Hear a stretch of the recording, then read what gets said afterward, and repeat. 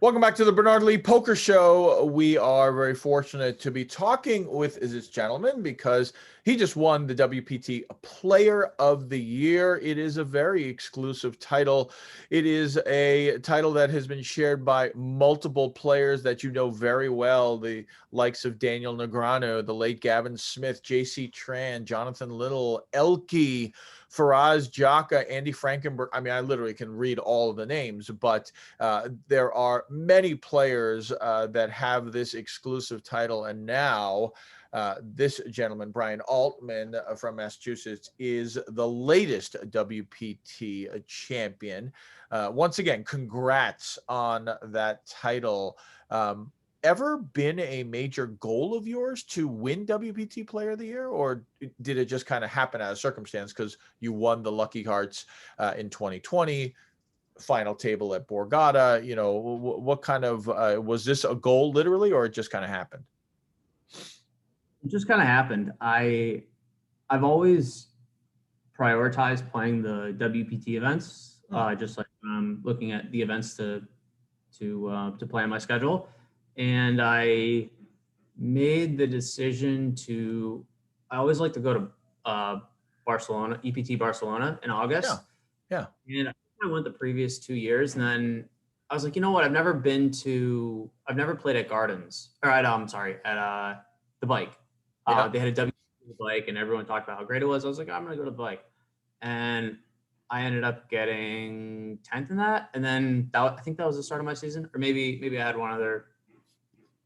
I think I got third in Maryland, and then maybe that swayed my decision to go to Bike. But I mean, it was so early in the season, I didn't think I didn't put too much stock into I'm gonna win. Right. Like playing the events and play most of them anyway. So, but I think after Gardens or after the Bike, I was like, all right, I should probably just really prioritize all these events and try and just go for it. So Right. So let's talk about this a little bit, what an unusual situation is, and expand upon it. Again, we talked about previously WPT at Lucky Hearts, specifically at the Seminole Hard Rock. I mean, really incredible scenario where you're the only player to win the same main event in 2 separate years. But you go to the Borgata the following week. This is in 2020, January of 2020. You make the final table. You're supposed to play it out. And if I'm correct, at the time, it was at the Luxor, right? It was at the esports arena. yes. You're now going to be playing this on May 16th at the Poker Go studio, right?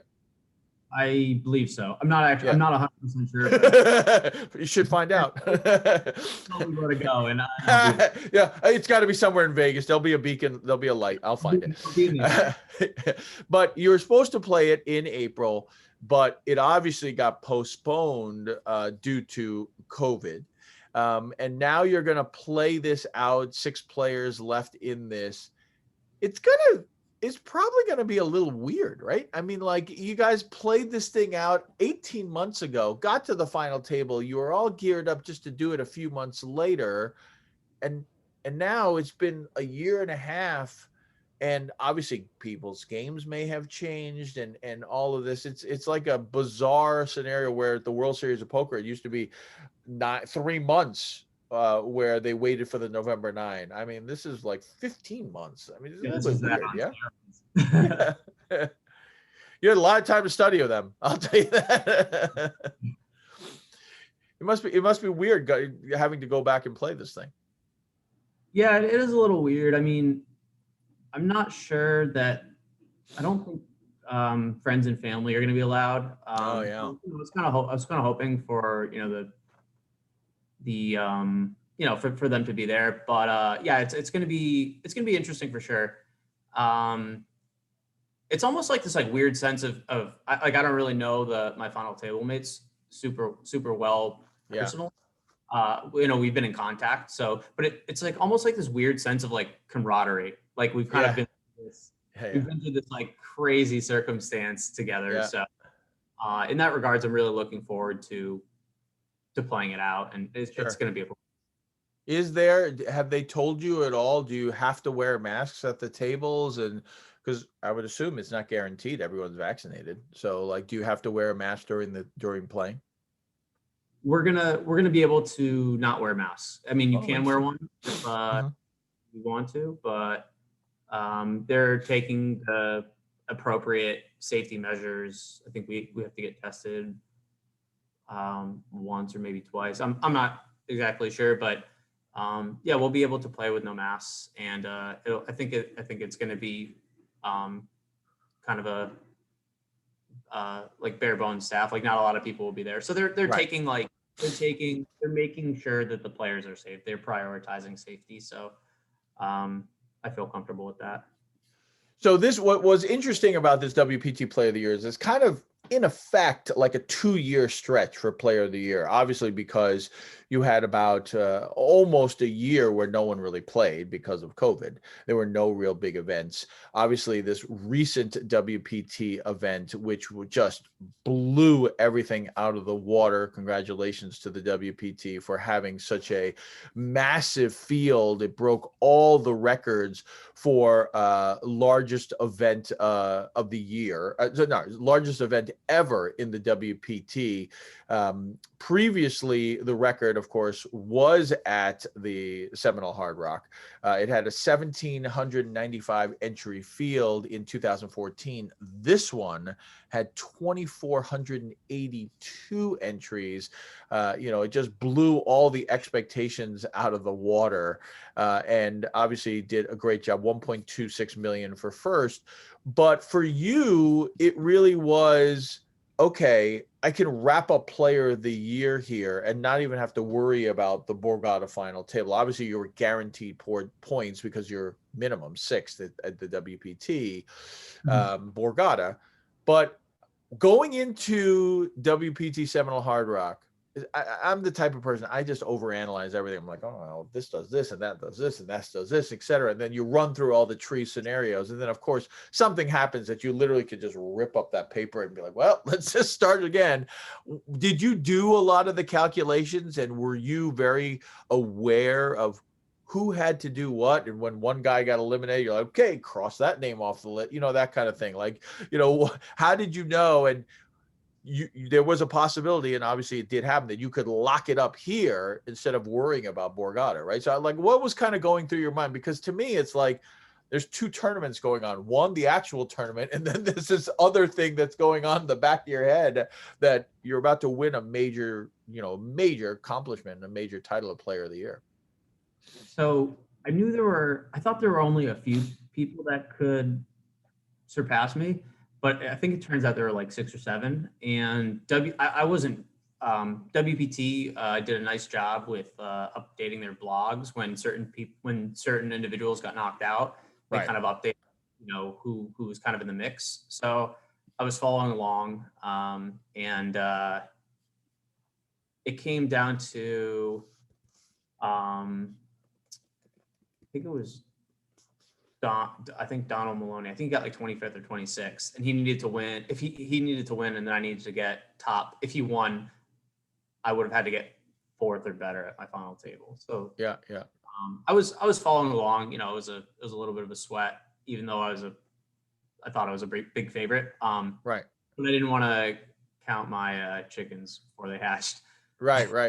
Well, I mean, it's very similar to Greg Merson in 2012, right? He's at the World Series final table. At that time, that was the only event. I know now World Series are events that are what I call post-liminaries. So there's events that happen after the main event. But back then, the main event was it. That's the last one. And they did the calculations. If he wins the main event, he's Player of the Year. If not, Phil Hellmuth wins Player of the Year. And it's very rare for Player of the Year to be also WSOP main event champion.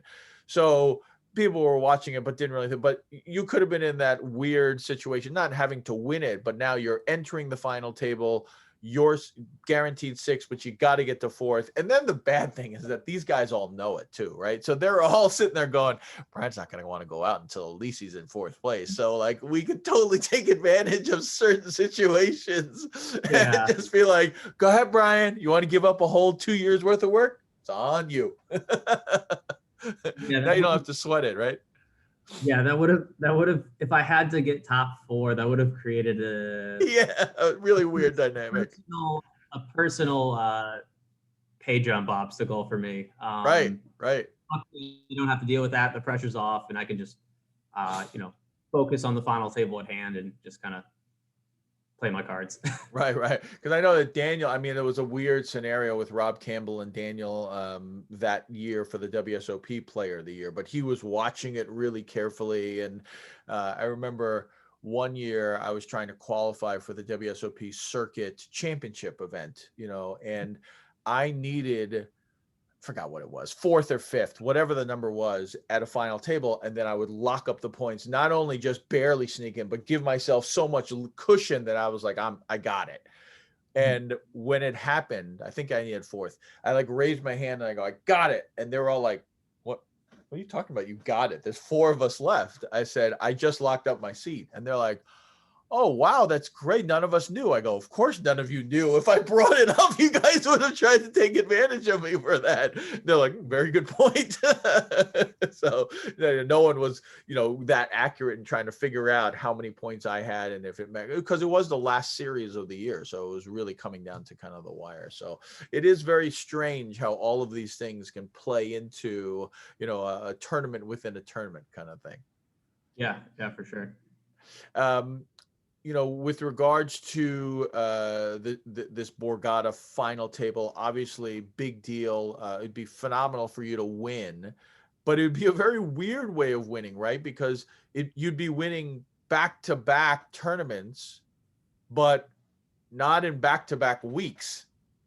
Yes. Whereas recently there was a gentleman who won an event, I think it was over Joe McKeon, and then play the final table like the week later and could have won back-to-back weeks, but they weren't really back-to-back because of the way things. So it's almost a little bit opposite of that. You could win back-to-back tournaments, but then be played literally a year and a half apart. He could have won two events back-to-back weeks, but not really had been back-to-back. So weird worlds that we're living in with regards to COVID and how it's all playing out. How are you entering this final table chip wise and all of that kind of stuff? I'm entering the final table third in chips. I think I'm virtually tied for second in chips, but I'm just like a little behind second. Yeah, my seat is pretty good at the table. Yeah, I'm just very excited for the experience. Yeah. Anytime you play for that much money and for a significant title, it's just nerve-wracking, fun, and exciting, like all wrapped up into one. It's just such a great and realistically, you are a pro at this. You obviously won WPT Player of the Year, so you've made a couple of final tables, if not multiple ones, but you still never know when you're going to get back again, right? I mean, like it's just always, you got to relish the moment when you can, right? Absolutely. These TV final tables are kind of tough to come by. Right. This is my second TV final table. My other one was Montreal, which I got fourth in. And, the poker's like, for people that don't play, it might feel kind of like a closed off world. Like it's its own little like niche subculture. So I'm really just, one of the things I'm looking forward to most about this final table is to be able to share my craft with my friends and family, and with everyone, and also to kind of like, they just get a glimpse of kind of like into the poker world. Yeah. They get a glimpse into the poker world that maybe they otherwise wouldn't get to see. So Right. I'm really excited to share that with them. Awesome. Obviously WPT title check under your belt. World Series of Poker has been announced. It will be played out primarily in the month of October. It starts, I think, September 30th and goes through the middle of November. So that will be instead of Memorial Day weekend through July, it'll be shifted out about 4 months. Excited about it, looking forward to it. What's kind of the plans for the World Series? I haven't booked anything yet, but I believe I will be playing a lot of the events. Yeah. I'm ecstatic about the WSOP moving to those months, albeit for just this year for now. But Right. the prospect of Vegas, spending a bunch of time in Vegas during October, November, which are prime weather months, and Right. Right. A lot of I golf hope can be played. yes, I hope it's something that stays permanent. I think a lot of the poker community feels the same way. If you've ever been in Vegas in June or July, it is Brutal. oppressive. Yeah. Brutal. You're basically just uh, you know traveling from one air conditioned Exactly. building to another, and spending as little time outside as you Right. can Right. during Right. during the Right. hours. Which I'm sure the World Series doesn't mind, because then you're just stuck inside playing tournament Yeah, after yeah. tournament after But tournament. if any of the powers that be are listening to this, we should make this October November thing a permanent thing. Yeah, I know. I love golf, and it really kind of clears my mind before tournaments. And I know I usually go out twice, sometimes three times. And the first trip, right after Memorial Day weekend, I bring my clubs, because you can play in the mornings. You can get out around 6:30, get off the course by 10:30. And yeah, it's hot at 10:30, but it's not crazy when you tee off. It's actually very nice when you tee off. But then the second trip, it's just not even worth it, because by the time you wake up at 6:30, it's like 98 degrees, Yeah. and that's a cool day. It's, you see everything in 100 digits, and seeing something and for people who don't know or been to Vegas in the summer, I'm not joking. 110 degrees and higher is not out of the realm of possibility. It's actually, I don't want to say commonplace, but we've seen it on multiple days in multiple years. And yes, because it's kind of a dry heat, I always look at it as whatever temperature you see, you minus 10 degrees compared to what we feel in Massachusetts. But I don't care. 110 degrees minus 10, it's still 100, and 100 is still 100. I mean, you literally can cook an egg on the parking lot, surface. I mean, we're not joking either. You literally can. That's how hot it is. So it'll be very interesting. I'm curious to see what October will be. I'm definitely going to bring my clubs and see how it'll all be. So it'll be interesting to see it all play out. What's also in the future for you? Obviously, WPT Player of the Year, check. Are you going to be traveling more now as the world opens up? Again, there is obviously still some concerns about COVID, but let's make the assumption that 2022 COVID is pretty much in our rearview mirror. We're able to open it up. Obviously, poker has been opening up significantly. There's been talks now that the Wynn in Las Vegas is now taking down the plexiglass, so that now players and companies are starting to open up. What's kind of your thought process? Are you going to stay local? Are you going to start traveling? Is it really just wherever it takes you, or kind of what's your future? Uh, I'd like to think that I'll still do a bunch of traveling, but I think I think this pandemic, I think just spending so much time at home has kind of turned me into a little bit of a homebody. I mean, I still love traveling and traveling to different events. So um, maybe in the future, find a nice balance of traveling and playing online, and um, it's tough to really know. I mean, the poker landscape is always changing, and I'll do my best to adapt to it, Right. Right. and do what I see fit is fit. When you say playing online, so would that mean a potential move to a state that's regulated, or would it be like, oh, we'll wait till certain big events, like for example, this summer is obviously having a big event as well. Like, what's kind of playing online here? Unfortunately, here in the U.S. is a very tricky scenario, because now we do have 5 states, the states that I mentioned previously: Nevada, New Jersey, Delaware, but now Pennsylvania and Michigan have opened up as well. Unfortunately, us living in Massachusetts, close, but not really close enough for us to be like, oh, let's just take a day trip. If you were in New York or Connecticut, you could really kind of like take that hour drive, or people in the city just literally go over the bridge and then come back home. It's easier for them. What's kind of, in the works? Because I would assume, being a Massachusetts person your entire life, it would be tough just to kind of pick up and leave. Yeah, I think I had like an extended trip, like what's happening in Vegas in June with a month long, or maybe it's July, a month long of online, Right. bracelet events, something like that, like kind of going, like maybe traveling somewhere and posting up online, or doing like a shorter, a shorter trip. Like I did a couple of trips to Jersey for like a few days to play, on some stuff when I kind of had the itch.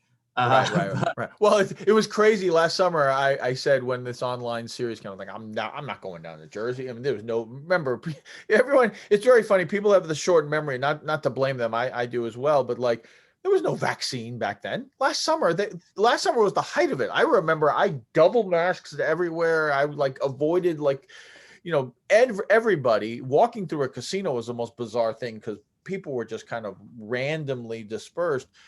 But then I interviewed so many Ron McMillans of the world, Ryan DePaul. Everyone's just doing these videos and going crazy and cheering, and you're like, oh, now I gotta go try.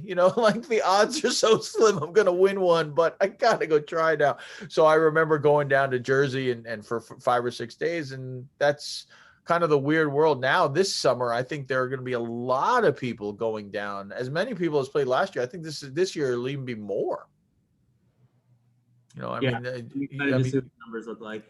Yeah. Especially, like I said, for us, New Jersey is just really kind of how you still could even. I drove. It's very easy to get down there. It's only 5 hours or so to get down, and depending on where in Jersey, if you're in northern New Jersey, it's even closer. So,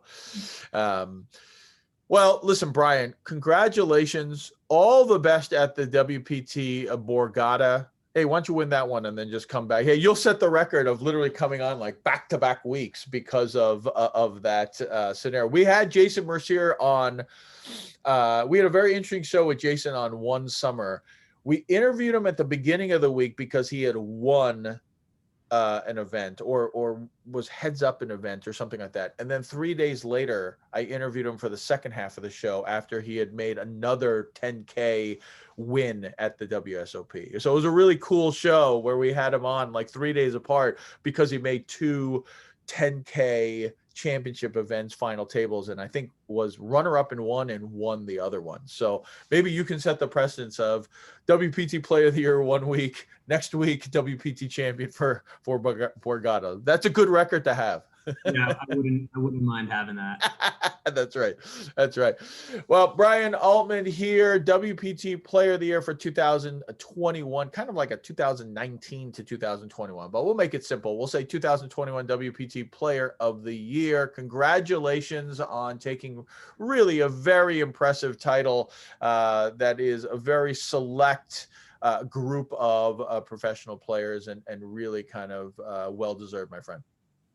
Thank you, and thanks for having me on. Fantastic, Brian. Thanks for coming on.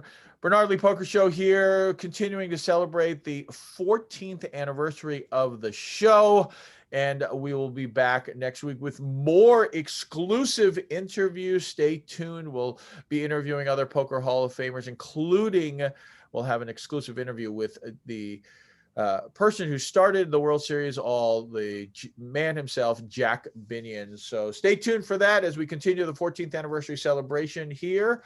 And as always, may you always go in with the best hand, and may you never get unlucky. Good night, everybody.